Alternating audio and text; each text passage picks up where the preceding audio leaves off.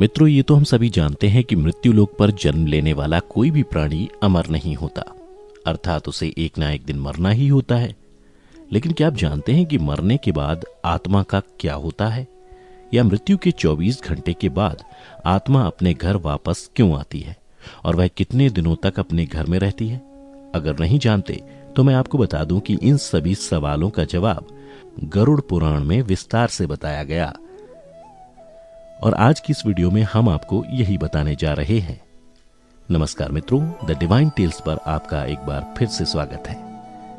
मित्रों, गरुड़ पुराण में बताया गया है कि जब किसी की मृत्यु हो जाती है तो यमराज के दूत उसकी आत्मा को अपने साथ यमलोक ले जाते हैं, जहां उसके पुण्य और पाप कर्म का लेखा जोखा किया जाता है, और फिर 24 घंटे के अंदर यमदूत उस प्राणी की आत्मा को वापस उसके घर छोड़ जाते हैं।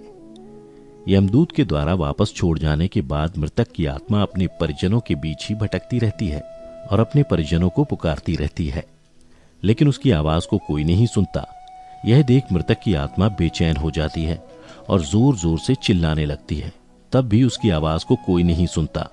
इसके बाद मृतक की आत्मा अपने शरीर में प्रवेश करने की कोशिश करती है,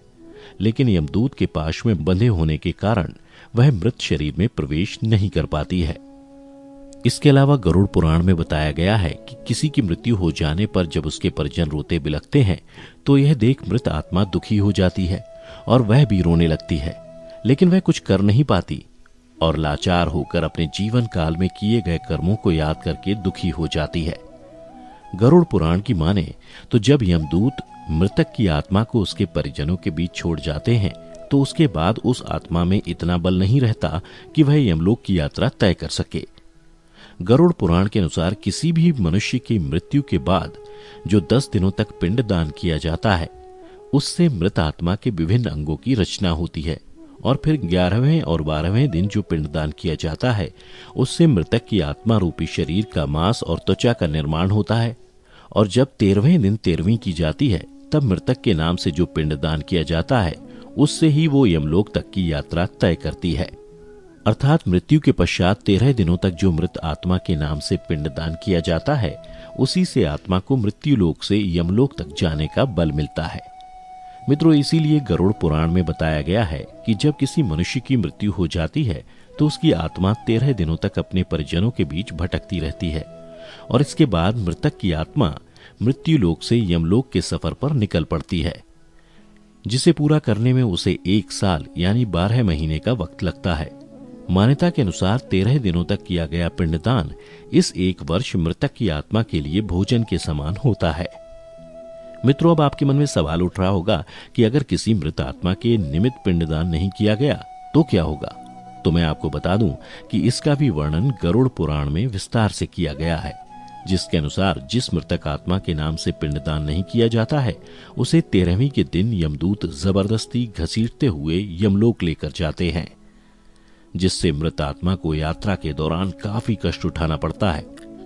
इसलिए हिंदू धर्म में हर मृतक आत्मा के निमित्त 13 दिनों तक पिंडदान किया जाना आवश्यक बताया गया है। इन सब के अलावा गरुड़ पुराण में यह भी बताया गया है कि 13वीं के दिन मृतक के निमित्त परिजनों के द्वारा किया जाने वाला भोज कर्ज लेकर किया जाए तो मृत आत्मा को शांति नहीं मिलती। मृत आत्मा को इन बातों का बड़ा ही कष्ट होता है और मन ही मन सोचता है कि काश मैं अकेले ही ये कष्ट भोगता। साथ ही गरुड़ पुराण में यह भी बताया गया है कि जो मृतक के परिजन को कर्ज लेकर भोज करने को मजबूर करता है, ऐसे इंसान को यमराज कभी भी क्षमा नहीं करते और उसकी मृत्यु के बाद उसे कई तरह की यातनाएं देते हैं और फिर उसे वापस मृत्यु लोक में भेज देते हैं। साथ ही गरुड़ पुराण में यह भी बताया गया है कि जो मनुष्य जीवित रहते पुण्य कर्म करता है उसे यमदूत मृत्यु के 13 दिनों बाद अपने साथ यमलोक ले जाते हैं, और ऐसी आत्मा को मृत्यु लोक से यमलोक तक जाने वाले मार्ग में किसी भी तरह का कष्ट नहीं झेलना पड़ता। वहीं जो मनुष्य अपने जीवन काल में बुरे कर्म करता है उसे यमदूत पूरे रास्ते कई तरह की यातनाएं देते हैं, जिससे वह थर थर कांपने लगता है और यमदूतों से बार बार क्षमा मांगता है, लेकिन यमदूत उसे क्षमा नहीं करते। इसके बाद जब पुण्य आत्मा यमलोक पहुंचती है तो यमराज उसे स्वर्गलोक भेज देते हैं, जबकि पापी आत्मा को उसके द्वारा किए गए बुरे कर्मों की सजा भुगतने के लिए नरक भेजते हैं, और सजा पूर्ण होने के बाद वापस ऐसी आत्मा को निम्न योनि में वापस मृत्युलोक भेज देते हैं।